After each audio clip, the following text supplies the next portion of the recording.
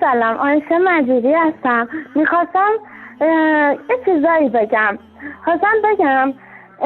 این شیعه‌ها، یعنی این آخوندا، اینطوری بگم، این آخوندایی که اینقدر به اصحاب گرانقدر رسول الله و توهین میکنن و از اون وانمود میکنن که اهل بیت رو خیلی دوست دارن، واقعا باید خجالت بکشن از خودشون، شرم کنن از این که خودشون شیعه شیعه امام علی میدونن.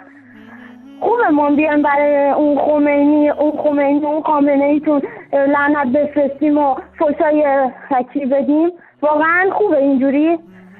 ولی بدونید ما اینجوری نیستیم. ما اهل سنت، رسول الله به ما گفته باید با ادب باشیم، حتی اگر دشمنمون باشه.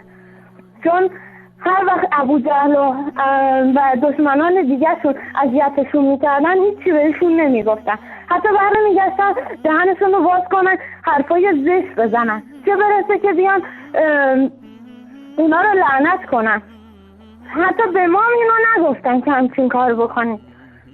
ولی خودتون اینو میدونید جایگاه شما تو آخرت جز جهنم، ته جهنم چیزی نیست.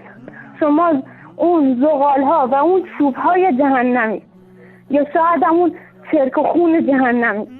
شما همتون آشغالید، آخوندای احمد.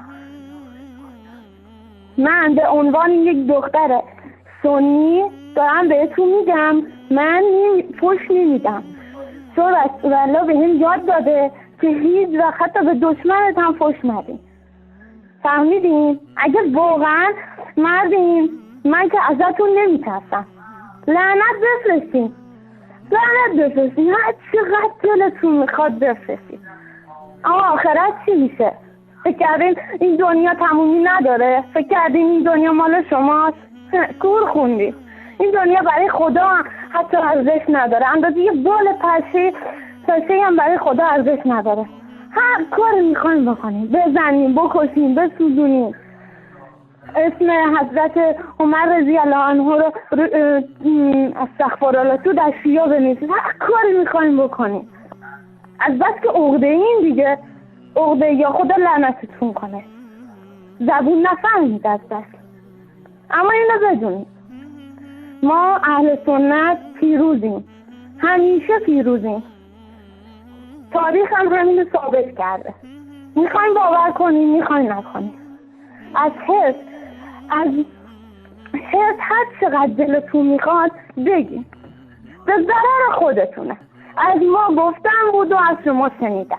خود دانید ما تو اون بهشت میشینیم، از نعمتهای ناز بهشت بهره‌مند میشینیم، ولی شما کنار اون ابوجهل و کنار اون دشمنای دیگه رسول الله میشینن و هی میسوزیم و هیچ کسی هم نیست صداتون بشنوه. حتی اون فرشته‌های جهنمی انقدر دلاشون رو خدا سنگ کرده که به شما رحم نکنه. فهمیدین؟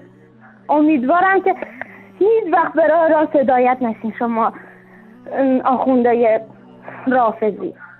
اما امیدوارم شیعیانی که صدامو میشنون، اون مردم مظلومی که از شما به قول خودتون سگا طرفداری میکنن، چش و گوششون باز بشه، بفهمن دنیا دست کیه، بفهمن چه خبره اینجا، انقدر از مرحله شوت نباشن.